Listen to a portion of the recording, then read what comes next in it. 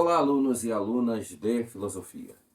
Estamos estudando, observando alguns aspectos da filosofia de Tomás de Aquino, importante pensador na filosofia medieval, chamada de filosofia escolástica.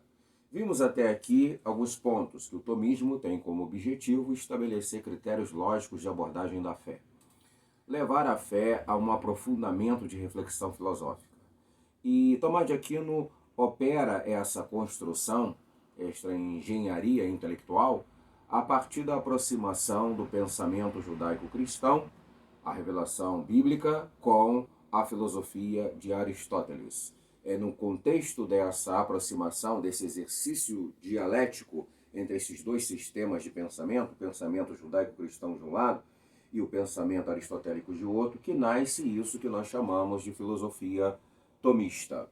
Tomás de Aquino, ele é um pensador importante no contexto desse período medieval. Ele trabalha com categorias filosóficas bem adequadas, bem sistematizadas, bem consistentes e coerentes, e representa, sem sombra de dúvida, o construtor de uma filosofia cristã, como a filosofia medieval costuma ser chamada. É chamada de filosofia cristã, há claramente também uma filosofia islâmica no contexto do mundo medieval, mas estamos tratando aqui da filosofia cristã. Há sim uma filosofia cristã, e Tomás de Aquino seria um dos representantes mais efetivos desse modelo de pensamento em filosofia. É cristã à medida em que trabalha a afirmação de valores da verdade bíblica, da verdade judaico-cristã. Alguns elementos do cristianismo estão claramente presentes na filosofia de Tomás de Aquino, assim como na filosofia dos grandes pensadores da Idade Média, dos grandes pensadores da escolástica. E muito embora haja essa aproximação inequívoca entre o pensamento de Tomás de Aquino e a filosofia de Aristóteles, existe também alguns pontos de diferenciação que precisariam ser esclarecidos e estabelecidos.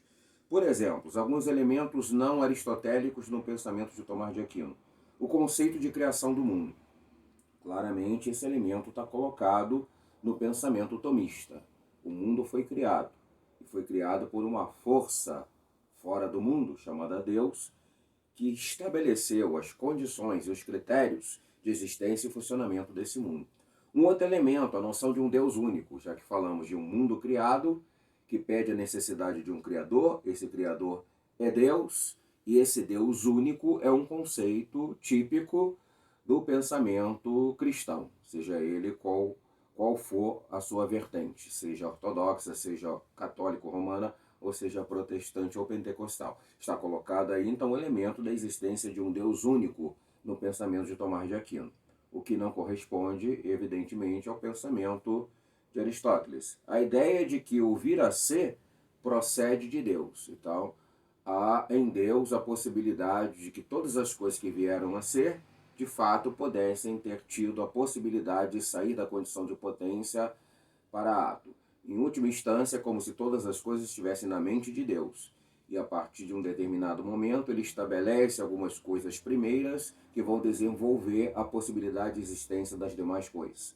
Muito bem, Deus seria, assim, no pensamento de Tomás de Aquino, o ato puro, o único ser que não tem potência alguma, e é o ser gerador da possibilidade de potência dos demais seres que terão, a partir dessa potência, a possibilidade e a efetividade de construção do ato. Então, isso é um ponto importante a ser considerado. Há uma compatibilidade, evidentemente, que Tomás de Aquino percebe entre a filosofia de Aristóteles e o cristianismo. E é essa viabilidade, essa compatibilidade que esse pensador vai estabelecer como critério de funcionamento das suas concepções filosóficas ou da sua produção de conhecimento filosófico. E aí seria interessante que nós agora olhássemos aquilo que são os 5 elementos, ou as 5 vias da prova da existência de Deus em Tomás de Aquino. Isso é importante demais, porque são esses elementos que marcaram muito, depois da época de Tomás de Aquino, uma referência daquilo que se chama o esforço da inteligência medieval em termos de construção de um sentido lógico e filosófico para a definição dos temas da teologia cristã. Quando falamos daquilo que a filosofia faz na Idade Média, um dos grandes exemplos em relação a isso, como ela funciona, como ela se articula, como ela se expressa, estaria nessas 5 vias da prova da existência de Deus que Tomás de Aquino estabelece. Elas são definidas como o primeiro motor, a causa eficiente, o ser necessário e o ser contingente, os graus de perfeição e a finalidade do ser.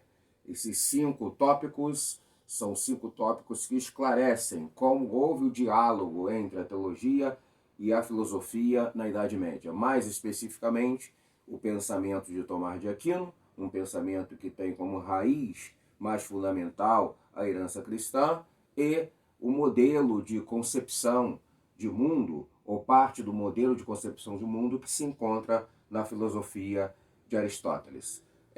Adiantando um pouco esses aspectos, poderíamos dizer que esse argumento do movimento do primeiro motor é um argumento que fala da potência ao ar, o argumento da causa eficiente, que nada pode ter em si mesmo a sua própria causa de existência e de funcionamento. O argumento cosmológico, que corresponderia à ideia de que existe um ser necessário para explicar o que é contingente, os graus de existência das coisas, no sentido da sua perfeição, mostrando que há um padrão a partir do qual as coisas são pensadas, e um argumento teleológico que diz respeito à finalidade do ser.